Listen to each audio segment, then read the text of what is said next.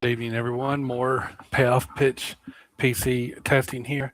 Going to try a different mode this time, and I'm going to do a different feature of the game.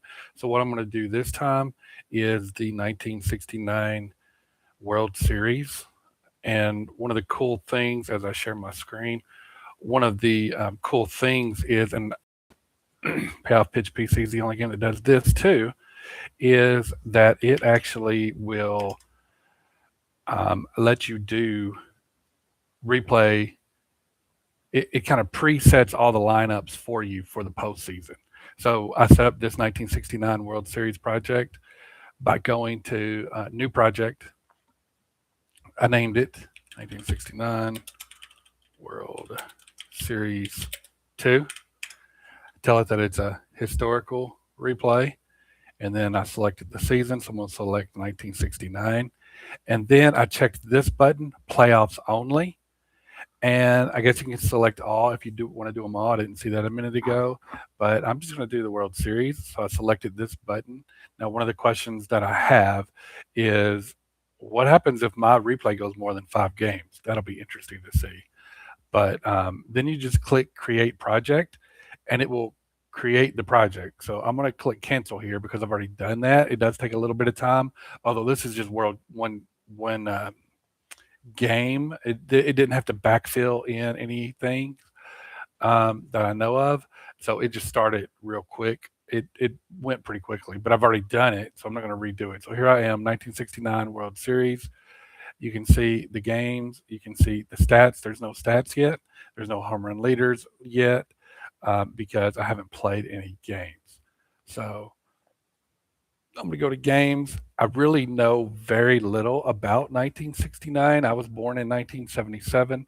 I know the Mets won the World Series. I know they're known as the Miracle Mets. That's about all I know. So one of the fun things about this game, these games, is you get to learn a lot. So we'll see what I learn as I do this. So here's my game on October 11th. If I wanted to just skip ahead to game 5, I could do that, but I'm going to go to game 1 here. I'm going to click play game. And to my knowledge, the way everything has worked so far is that these are the actual lineups that were used. So that's really cool because all the other games I've played, it didn't have the postseason pre-set up for you to replay. And one of the big things that I do is I replay postseasons.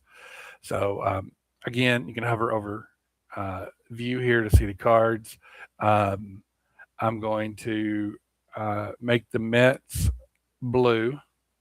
I'm going to make Baltimore kind of this.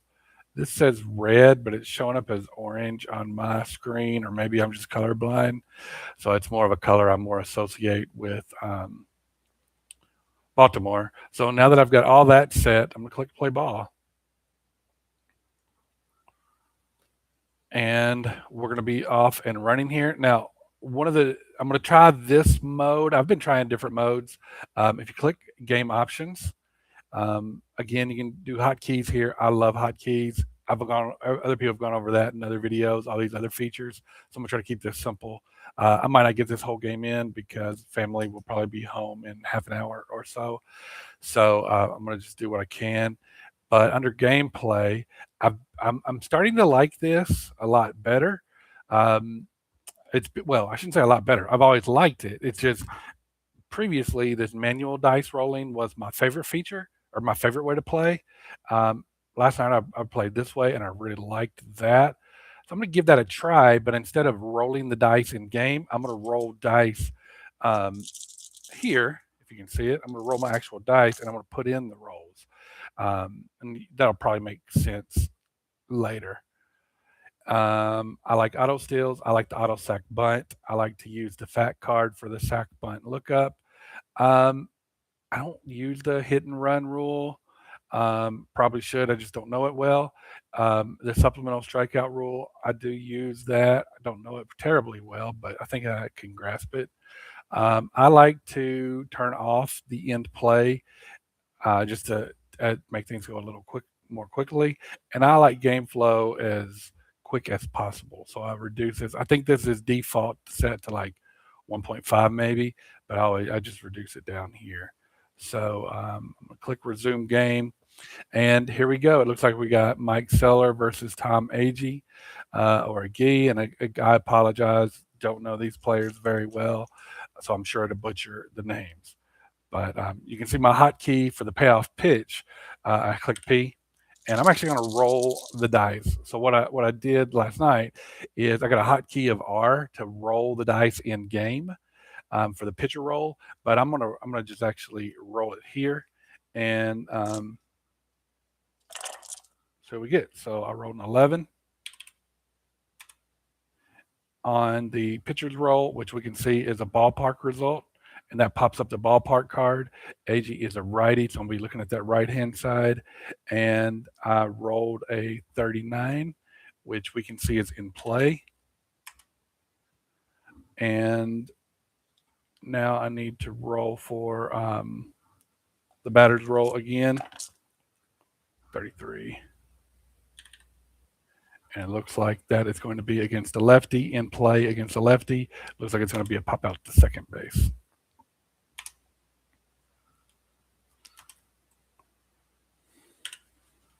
All right.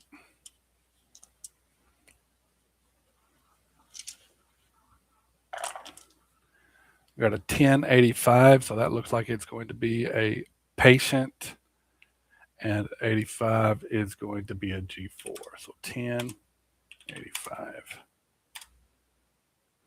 So it's a ground out to second. And Seller versus Cleon Jones.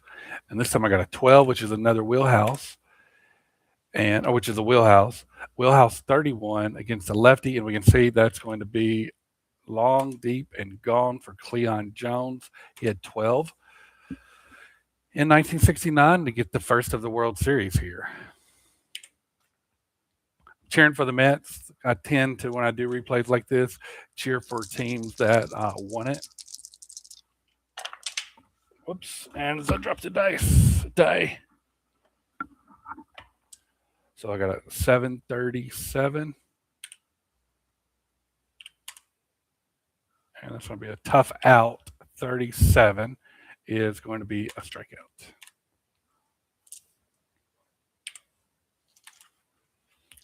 So the Mets on the board first. All right, Tom Seaver. If you want to see Seaver's card, there it is. Looks like it's a pretty tough card. 25-7 with a 2.21 ERA in 1969. I like to see strikeouts. Let's see. He had 208 strikeouts in 273 innings. So roll for the pitch. And we got a 728, which looks like it's going to be in play. 28 is going to be a single. So 728. And that bug has kind of reappeared. There it goes. It disappeared. That card was wanting to stick there. Sometimes the card will stick, and Dana knows about that. So, all right. So now we got to do the jump rating for Don Beaufort, who's on second. This tells me that his jump rating is 4. I like to see it. So see that jump rating on his card there is a 4. So let's see if he can get the 4. And he does get the jump. So he'll be off and running. And we can see that his still rating is a D, and the catcher's arm is a 2. So a D2, and that's what I love this little chart here. This tells me that a D2, I'm going to use the poor chance of stealing column because it's a D2 situation. And I wrote a 66, which means he is caught stealing.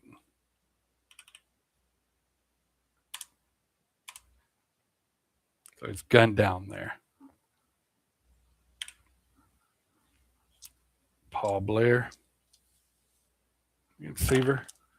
And we got an 897. Tough 97 is going to be a fly out to left field.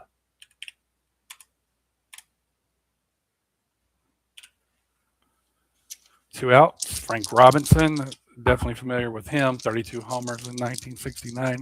Hit 308. Let's see what he and Tom Seaver get into. 576 is going to be a tough out. 76. is going to be a fly out to center. So we got a 576. Part of the fun of playing like this is I get to check myself to see if I'm playing the game correctly. So I like that. Seller, I don't think I ever showed his card. So we can see he was 23-11 with 238 ERA, 182 strikeouts in 290 innings, 18 complete games. So his fatigue rating is 8. So we look like we might get some good pitching here. And we rolled a 7, which is a tough out. 57 against the lefty, and it's going to be a strikeout.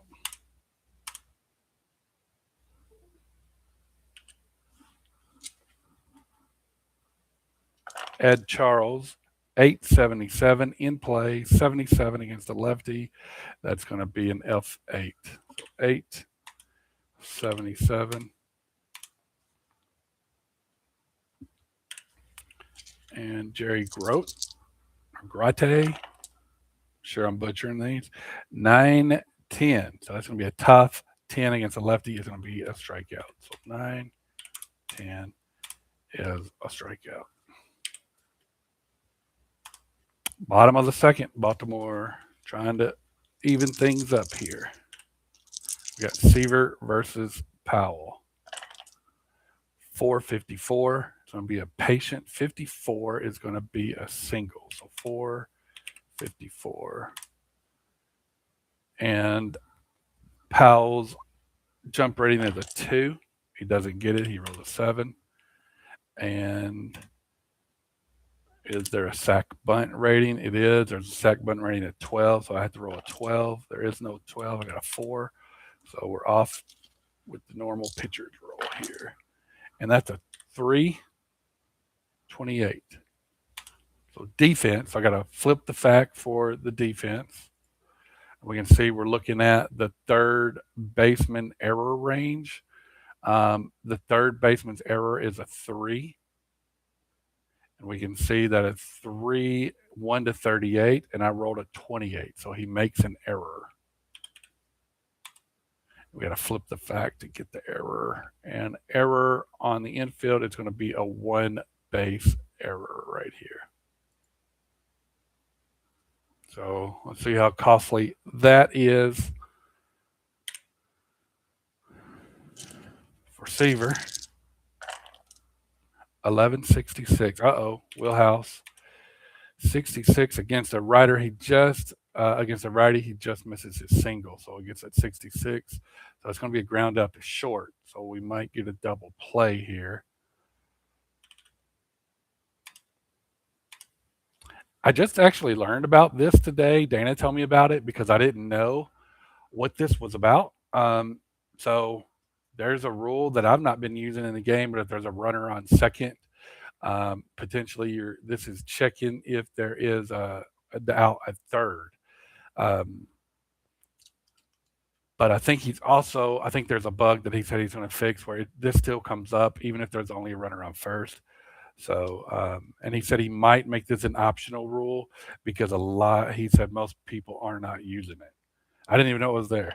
But regardless, I rolled a 9 and it tells me nothing really is happening here, that the ground out is fielded by the shortstop. So I need a double play 7, double play 5, so 5 or less to get the double play. And I got a 9. So he's going to reach with a fielder's choice. So we got runners at the corners. Seaver pitching to Davy Johnson. Could probably bring the defense in here, but I'm going to double play of 7 and 7. I'm going to stay back and play for the double play. Not likely to do a bunt with that 12. So let's see if Hendricks can get the jump. He's a 2. I rolled a 5, no jump.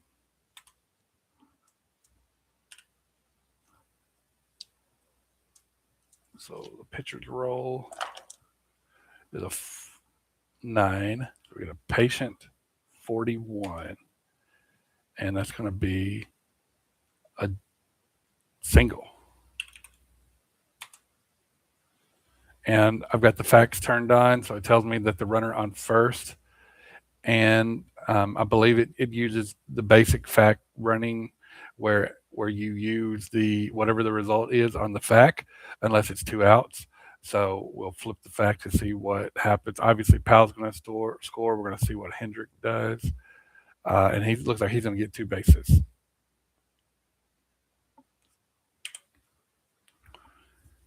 So Baltimore got their run back, and they're threatening to get more thanks to that. Thanks to that error, Davy Johnson's still rating as a 3. Nothing doing. Gets a 9.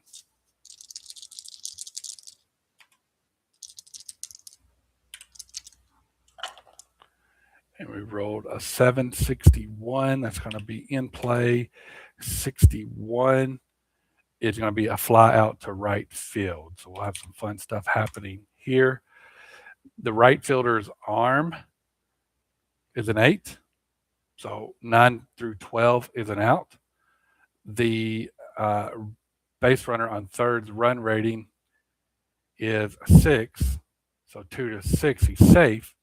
If it's 7 through 8, then we go to the split chart. I'm going to send them. So let's see what we get here. So the run is a 6 versus the arm of 8, and I get a 5. So the runner is going to advance.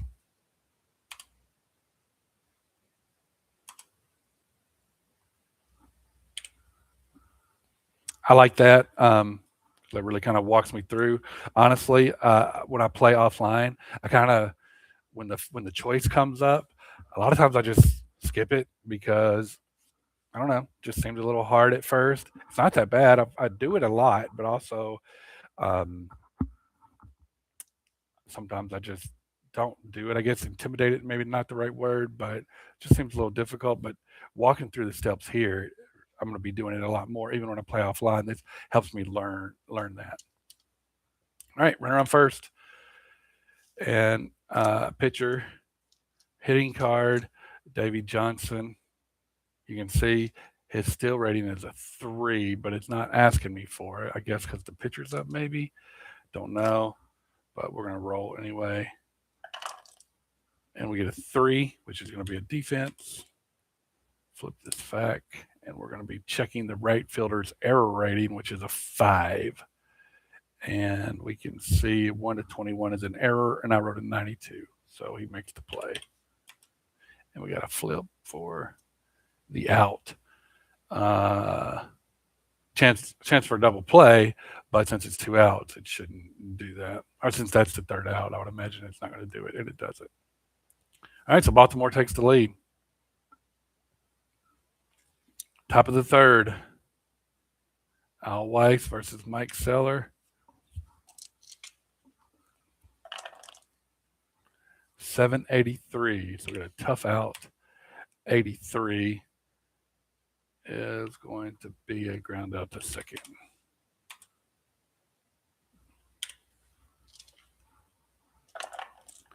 940 is a tough, and that's going to be a strikeout.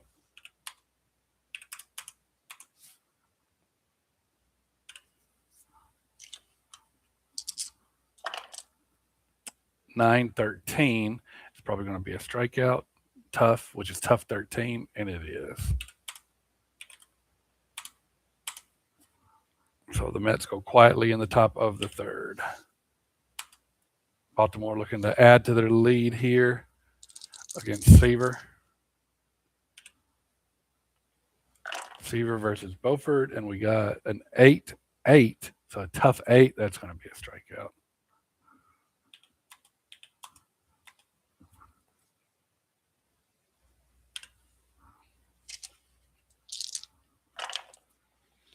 $817. That's going to be a strikeout.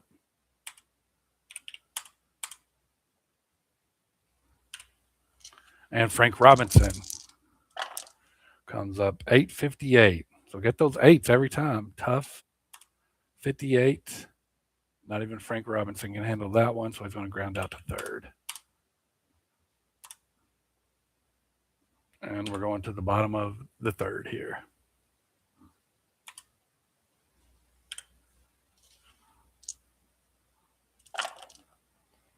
734, a tough out against the lefty. That's going to be a strikeout.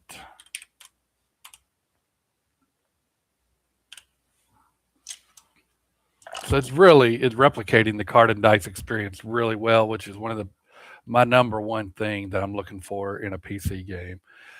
6, 7 is in play. 7, that's probably going to be something good, and it's a single. So 6, 7. So that's going to be a single, and his jump rating is a 4. He doesn't get the jump because I rolled an 8. And the sack bunt rating for Clendon is a 12. And I got a 9, so we're not bunting here. So we're off to the regular pitcher's roll. And I get an 8, 9, 8. And that 9 against the lefty in play, it's another single with a runner on first. So we'll flip the fac. And runner on first only advances 1 base. Runner on second scores. So the Mets are threatening here. And we got a 484. Now I would think that we should do a steal check here. Would have to get his jump rating is a 4, so I'd have to get doubles of 2 and a 2. But could be wrong, but I think you would want to do a steal check there if you're following the game. And Dana does watch these, so he'll make that decision. He'll see this. I don't remember if I rolled. I'm gonna roll again.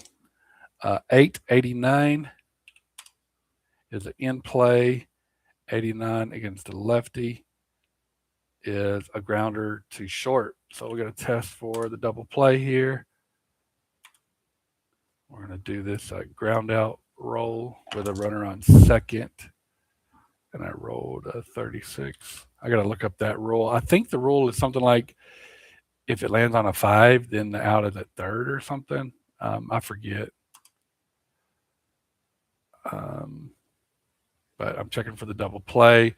Both the hitter has a 6, the pitcher has an 8, so a 6 or less, it's a double play, and they get the double play because I wrote a 5. So it gets a 6-4-3 double play, and they get out of it. Baltimore coming up. Seaver's got to limit the damage here. 7-3 is going to be an in play. That's not good. In play 3 is going to be a leadoff double for Boog Powell. And we're doing a sack bunt check here. So the bunt rating is a 12. Throws a 7, no bunt. So we're on to the pitcher's roll. 989, patient. 89 against the righty, and patient is going to be a grounder to short. 89, yeah, it's going to be grounder to short.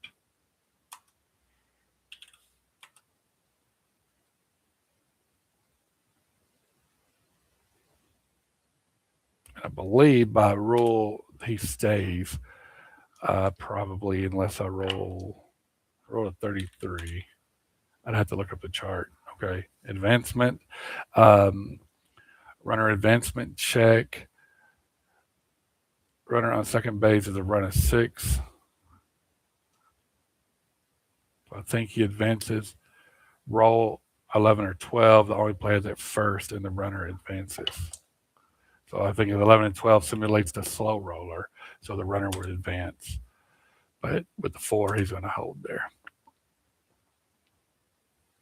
All right, so we get the steal check. He's just a 2, and I got a 7, so he's not stealing. Pitcher roll. There's no sack bunt check here. 11-3. Uh-oh. 11-3. I think we know what that is. Baltimore starting to pour it on here. Ellie Hendricks with a 2-run shot in the bottom of the 4th. Put Baltimore up 4-1. Davy Johnson, which means Seaver will be fatigued in the 9th. Once he reaches his fatigue inning, if I don't take him out sooner, being National League ball, I'll probably have to do they're going to need some offense. 635, so it's a tough out.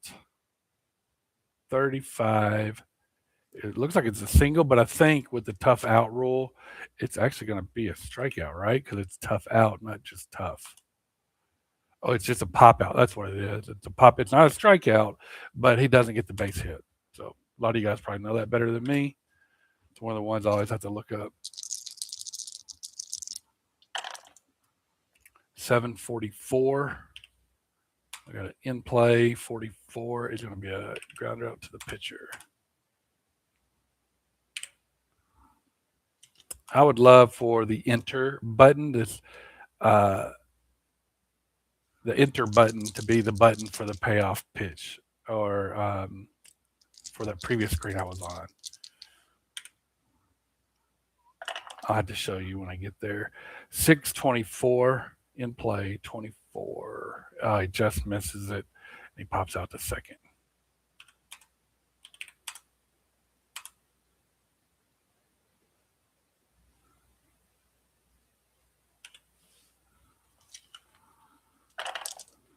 We got a 428, patient 28. It's probably going to be a walk, and it is. His jump rating is a 3, and we get a 5. Sack bunt is 10 or 12, and we get a 4, so we're not bunting. So we're off to the pitcher roll, 778.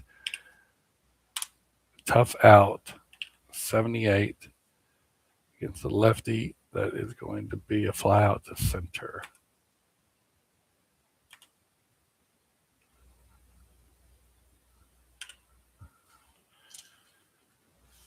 And it's the 5th inning.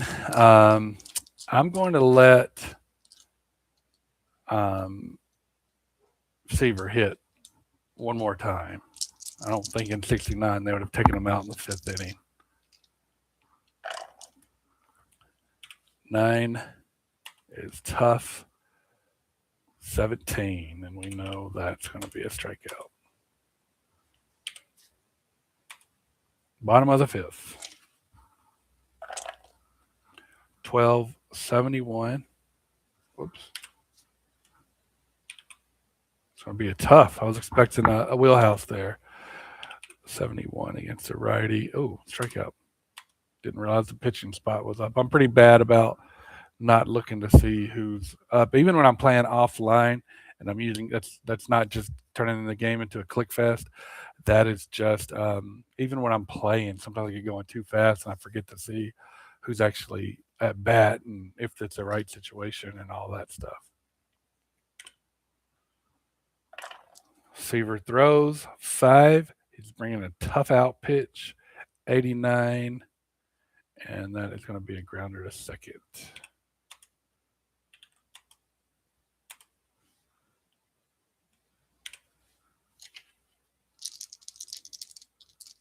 Seaver versus Blair. We got a 6-8. Tough out. That is going to be a strikeout.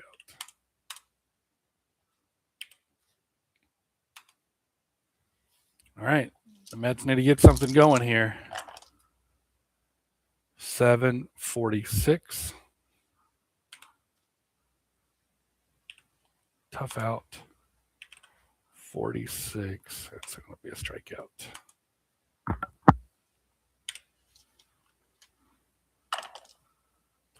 $750. And so tough, because it's a tough out, it's going to be a pop out instead of a single. So he doesn't get the strikeout, but he also doesn't get the base hit. 750. So it's going to be a line out to short. I don't know how it determines. I'm sure there's a way to know what the out actually is. I think if I remember correctly, it would usually say right here on the cards in my sets that have tough out. It'll usually have like the L6 here in parentheses, but so like I do remember Dana saying something about that not being exactly right in the game and that he was aware of it. Dana is the programmer, developer. All right, let's see if Cleon Jones can get something going. 11-19 is a ballpark. and 19 is going to be in his wheelhouse. So now we get to roll against the lefty. 56, and all right, Cleon Jones gets a dinger. And did he score a homer earlier? Let's look at the box score here. He did. So he's got 2 home runs in this game. So I believe it was in the top of the first. Here it is. Um, so this is pretty cool. You can find the plays here. Up here, you can click on the play, and he's got a lot of advanced stuff here that I don't normally use, um, but it tells you very similar to baseball reference. It kind of tells you the situation over here. Um, but I like this where you can see the matchup, you can see the roll. If a fact card had to be pulled, you can hover over it and see the fact card. So yeah, Cleon Jones with his second homer, and he's not really a home run hitter, is he? He only had 12, but he's got two in this postseason. So he's trying to get the Mets, trying to keep the Mets in it. All right. 6-7 in play. Looks like they're going to be in business. In play 7 is a single. And let's check his jump rating, a 4, and that's a 6. No jump.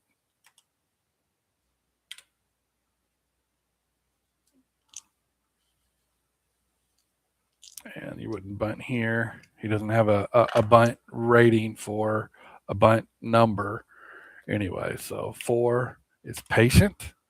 23, that's probably something good. That's a walk. Mets are threatening. All right, let's see if Ed Charles hit 207. It's this. I normally don't start making subs until like the 7th inning. They do need the offense, unless it's the pitcher. They need the offense. Looks like he's playing third base. I'm gonna roll with it.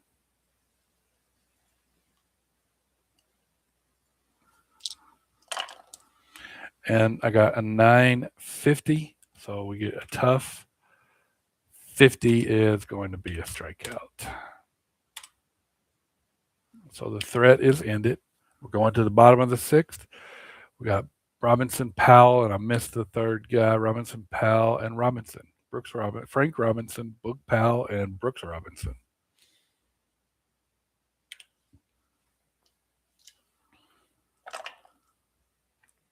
10:58 ballpark.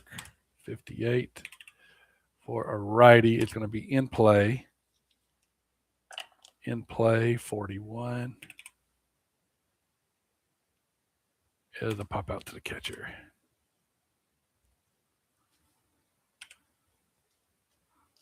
Boog Powell. We got a 7, which is in play. 9, that's probably a hit. And it is a single.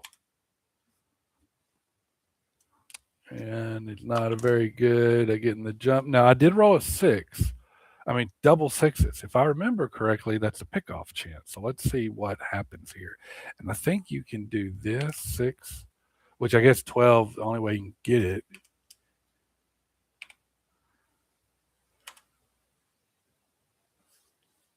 I do believe that should be a pickoff chance. But I could have that confused with another game potentially. And I wrote a 12 again. Tough. Seaver having a tough on that 12 is interesting. Tough 11. It's probably okay. What did I do? I wrote a 12. Oh, that was actually a sack bunt check, and his sack bunt rating is a 12. So again, one of the good things about these games is it keeps you straight. I would have just completely forgot to check for that sack bunt rating there. So his sack bunt rating is an A. So we're going to flip and we're going to look for the A column, and he gets a sacrifice hit to the third baseman.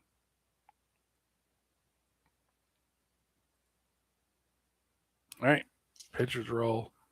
Now with the runner in scoring position, 851, tough 51. He just misses it. I almost handled it, but he couldn't handle it. Um, one of the things I do like about this setup. So I think most people know I'm a big replay. Not to bring another game up in this, but I'm a big replay baseball fan. But one of the things that I struggle with when I'm using this version in their game is the number you would put over here is a you would put I don't know how to explain it, but basically payoff pitch PC keeps you from accidentally entering the wrong situation over here because you can only enter a number here, not like G5 or something like that. So I'm sure that made no sense to anybody, but all right, top of the seventh. Mets trying to get inch back even more. I have no idea about the bullpens for these guys. I'll take a look. Maybe next inning. 959. 959 against a lefty is going to be a fly out to right. And it looks like my family is home. So I'm going to stop my stream right there. Hope you guys enjoyed this. I'll post in the comments one if anybody wants to see that. So that's a little bit of a look of this feature, rolling your own dice using the FAQ and using the what is it called? Game options, manual dice rolling, roll and dice, roll all dice in FAQ. So there's a manual dice rolling option, and then there's a manual dice rolling, roll all dice in FAQ, which is what I have been using. So that's what I was showing off tonight. We'll stop there. You guys have a good evening.